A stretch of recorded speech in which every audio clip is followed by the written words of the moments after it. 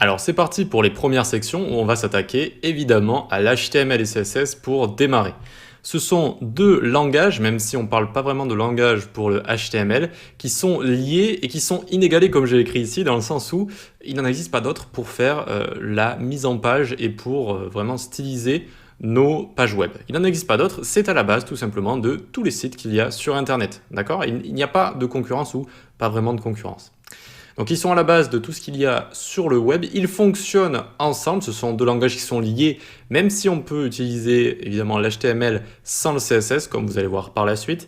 L'HTML sert à former la structure, on va former une structure avec des balises HTML, et le CSS va styliser ces balises. Ok ? Donc on continue, on va parler un petit peu de l'HTML, ça signifie Hypertext Markup Language, mais ça ne va pas vous dire grand-chose pour commencer. Il sert surtout à structurer une page web. D'accord ? On va structurer des pages web avec différentes balises. Par exemple, comme ici, vous voyez une balise P qui va s'ouvrir et se fermer. Eh bien, c'est une balise paragraphe. À l'intérieur, il y a du texte. Ok, tout simplement, j'ai envie de mettre du texte. Je crée une balise P comme ça. Et à l'intérieur, je mets mon texte et ça va s'afficher sur mon site sans les balises à côté, évidemment. Voilà, aussi simple que ça. Il est simple à apprendre. HTML, c'est assez simple à apprendre. On ne parle pas finalement de vrai langage, mais plutôt de langage de balises, en fait. Entre guillemets, il est si simple à apprendre, vu qu'il n'y a en fait que des balises à mettre les unes à la suite des autres, qu'on ne parle pas vraiment de langage, mais plutôt voilà, de langage de balises. Donc il est simple et sympathique à apprendre, et c'est grâce à lui qu'on va tout positionner, en fait. Par exemple, dans un site, il y a quoi ? Il y a du texte, des médias, des formulaires, des tableaux, à peu près tout et n'importe quoi, eh bien, ça va partir à la base de l'HTML.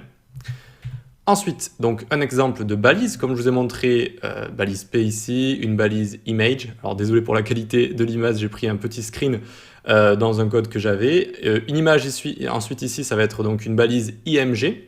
Elle va être un peu différente que les balises, vous voyez juste au-dessus. Il va y avoir un attribut, ça s'appelle un attribut. SRC, ça veut dire source. Et on va prendre notre image, mon image.jpg. Ensuite, on a une div en dessous. La div, c'est un peu la brique de tous les sites. Ça va être des éléments blocs qui vont nous servir à construire nos sites, notre HTML. Voilà. Le CSS, Cascading Style Sheets, ou en français, feuille de style en cascade.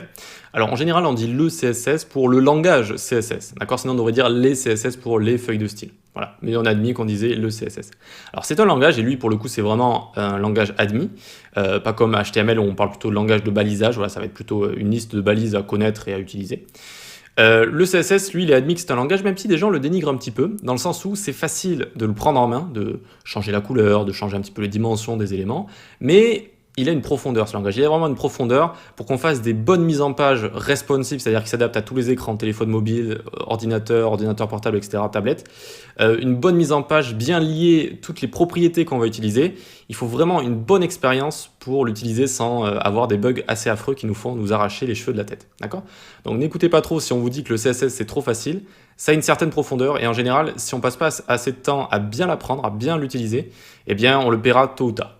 Donc, c'est utilisé pour styliser les balises qu'on a créées en HTML. D'accord ? On les a créées en HTML et on les stylise en CSS, mais aussi pour la mise en page de nos éléments HTML et également la mise en page générale, d'accord ? Où on va mettre nos éléments, où on va mettre cet article, cette image, cette barre navigation, etc. Ça permet de rajouter des couleurs, mais aussi de changer la forme des éléments, créer des animations, bref, vraiment tout un tas de choses à faire avec le CSS. Et il est plus complexe à appréhender que le balisage HTML, parce que voilà, les balises HTML, il y en a quelques-unes à connaître, et puis c'est fait, on les met les unes à la suite des autres, basta. Le langage CSS, c'est quand même beaucoup de propriétés, beaucoup de paradigmes, de choses qui fonctionnent ensemble ou qui ne fonctionnent pas ensemble, et donc il faut bien connaître tout ça. Donc il est un petit peu plus complexe à apprendre, mais rien de très très complexe, ne vous inquiétez pas. Il reste quand même facilement accessible, c'est-à-dire on met facilement un pied dans le CSS, on monte la première marche facilement en fait, et ensuite, si on a envie d'aller plus loin, il va falloir travailler un petit peu plus dur. Donc, le CSS, je vous mets un exemple ici. On va avoir ce qu'on appelle des sélecteurs CSS. Vous voyez ici, par exemple, on va prendre le body, c'est le corps de notre page. Eh bien, on vient le sélectionner avec un sélecteur CSS. Ici, donc, c'est le sélecteur HTML. On va juste prendre l'élément HTML, donc body. Ensuite, on ouvre les accolades. Comme ça, vous voyez qu'on ouvre à chaque fois les accolades. Et dedans, on va utiliser des propriétés CSS. Et ces propriétés CSS, par exemple, background, ici, va changer le fond. Et ça va mettre ici une couleur en hexadécimal. Vous verrez qu'on le fera juste après. Enfin, juste après la partie HTML. Et donc, ici, ça met une couleur blanc cassé, comme ça. F1, F1, F1. OK ? Donc, c'est à ça que ça ressemble un fichier CSS. On voit ici des éléments stylisés. Voilà. On sélectionne l'élément. et on définit entre les accolades les différentes propriétés avec les différentes valeurs ici. Ok? Donc voilà pour la présentation de HTML et CSS. On va maintenant pouvoir découvrir le langage de balises HTML où on va découvrir toutes les balises, un petit peu comment elles fonctionnent, à quoi elles servent, tout simplement. Donc on se retrouve dans les prochaines vidéos.